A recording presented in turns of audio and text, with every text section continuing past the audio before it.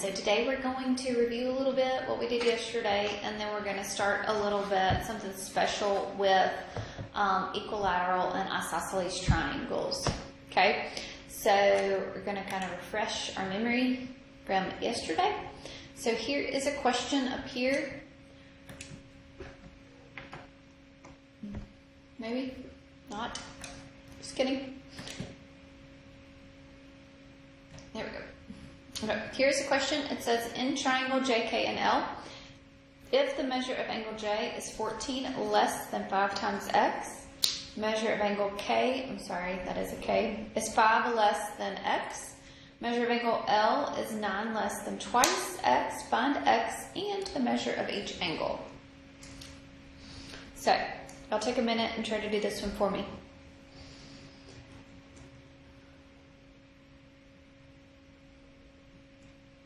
Okay, so we don't know what J is, so J is 14 less than 5 times x.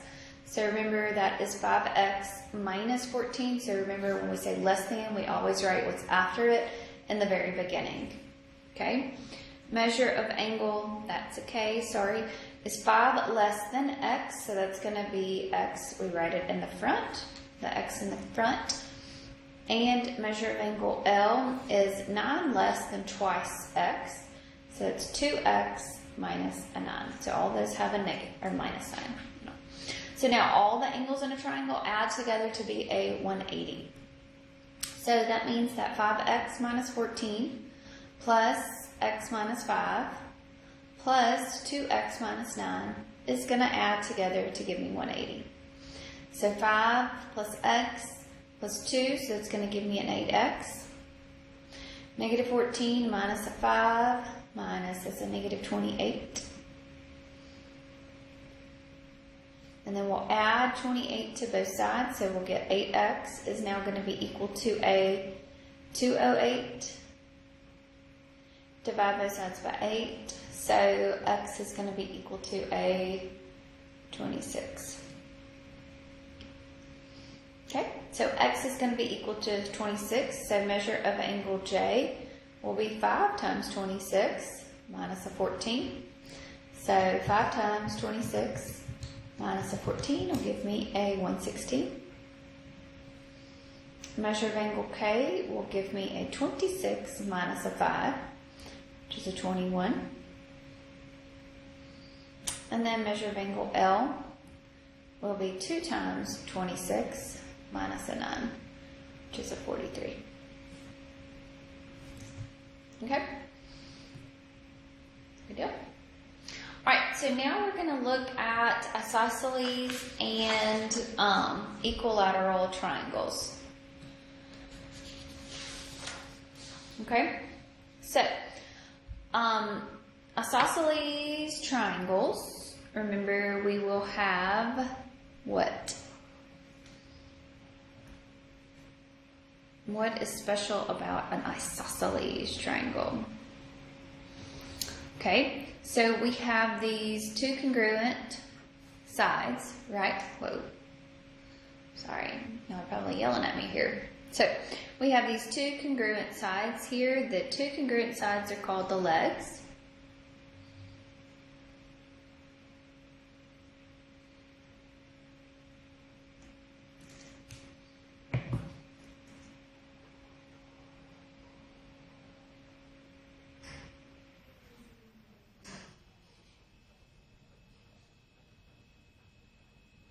Okay, so that means that AB is going to be congruent to what? BC. Okay, let's label these 1, 2, and 3 over here. The angle where the side intersects, where the two sides or the two legs intersects, is called your vertex angle. So your vertex angle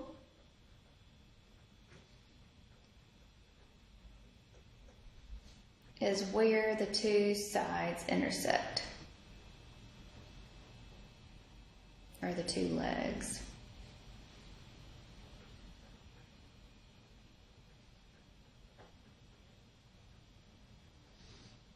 So in this case, that would be angle 1, would be your vertex angle.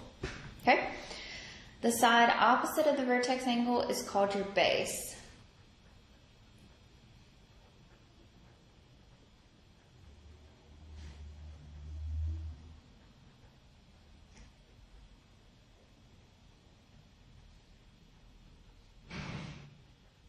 So in this case, my base would be AC.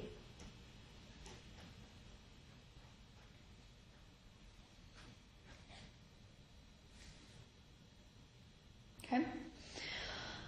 All right, and also the angles on the base here, the angles that are on the base are called base angles, and they are congruent. Okay.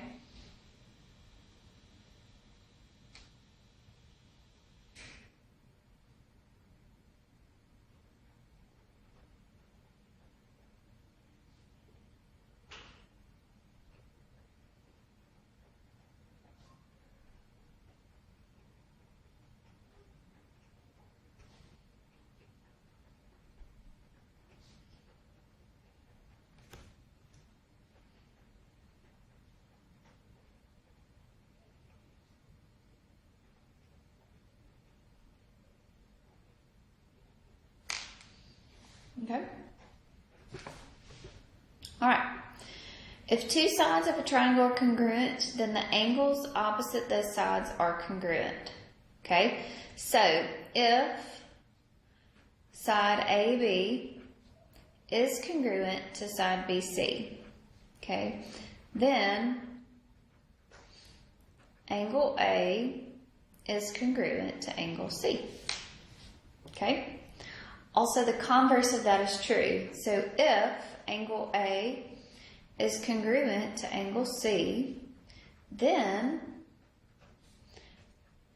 AB is congruent to BC. Okay? Good? All right. So let's look at these examples down here. So I have this triangle, J, K, and L. So I know that my base angle down here, so these two sides right here are congruent. So that means that these two angles right there would be congruent. So the measure of angle J is also going to be 68 degrees. Okay. And the measure of angle K is just going to be 180 minus 68, which is going to be a what, 44? Okay. All right, what about this one? We've got these two sides are congruent, so that means I'm looking at an isosceles triangle. So that means that my two base angles are going to be congruent. So I can set those equal to each other. So 5x plus 9 is equal to 8x minus 30. Okay, so it's going to be a negative 3x is equal to a negative 39. And divide both sides by negative 3, so x is going to be equal to 13. So, what is that angle there? So 5 times 13 plus a 9, so that's going to be a 74. So 74, so this angle up here will be 180 minus 74 minus a 74. So it's going to be 32. Okay. All right. So here I know that these two angles down here are going to be congruent. Okay. So if these two angles are congruent, then that means my two sides are going to also be congruent.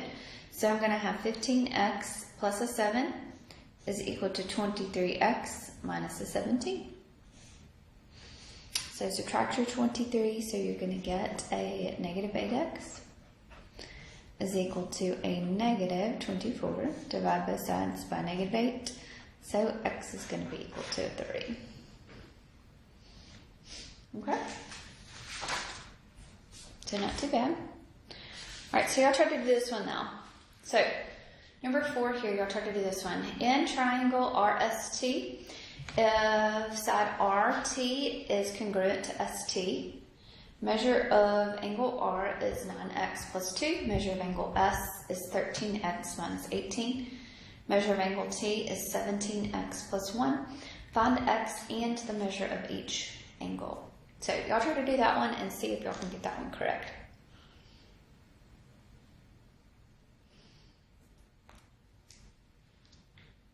Okay, so we may want to draw a picture. So I have here, I've got RST. So RT is congruent to ST here. Okay, so the measure of angle R down here and the measure of angle S are going to be congruent. So I can say that 9x plus 2 is going to be equal to 13x minus an 18. Angle T up here is going to be the vertex angle, so I can't find that right now.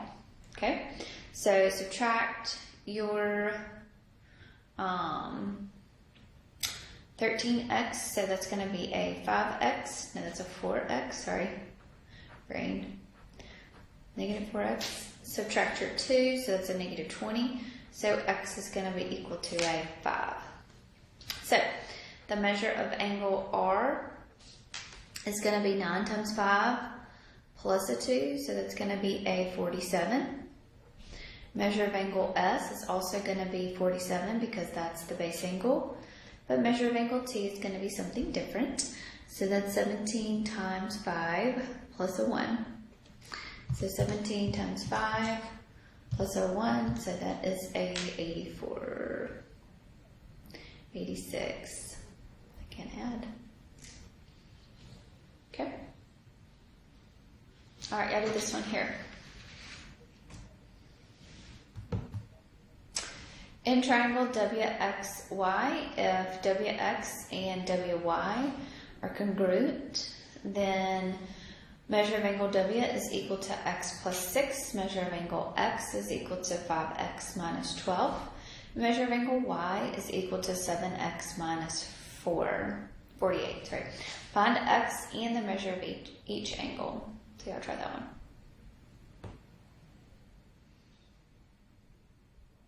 Okay, so here, W, X, and Y, all right? WX and WY are going to be congruent. So let's do it where the W is at the top. So WX and WY. So WX and WY are going to be congruent. Okay, so that means measure of angle X and measure of angle Y are going to be congruent. So measure of angle X is 5x minus 12 is going to be equal to a 7x minus a 48. So subtract, so that's a negative 2x is equal to a negative 36. Divide both sides by negative 2, so x is going to be equal to an 18. So measure of angle W is going to be 18 plus 6, which is a 24. Measure of angle X is 5 times 18 minus a 12.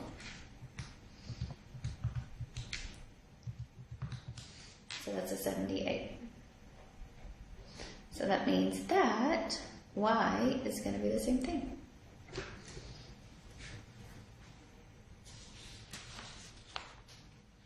Okay, these are just applications of what we did yesterday with some special triangles, our isosceles and now our equilateral.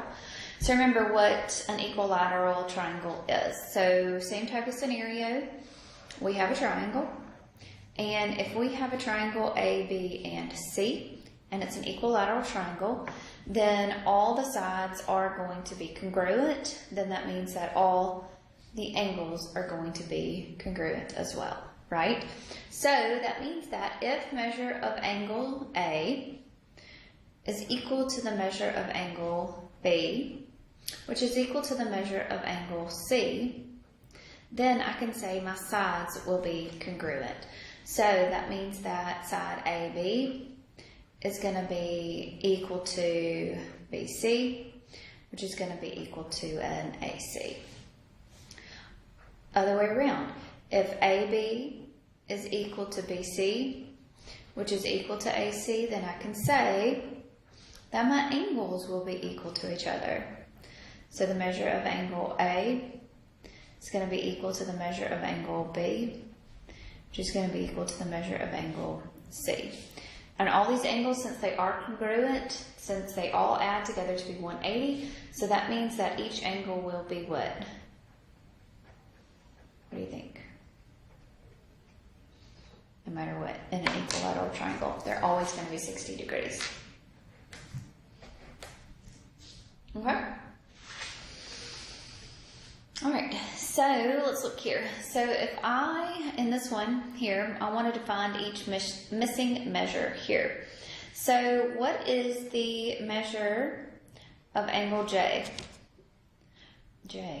Angle A, and the measure of angle B, and the measure of angle C.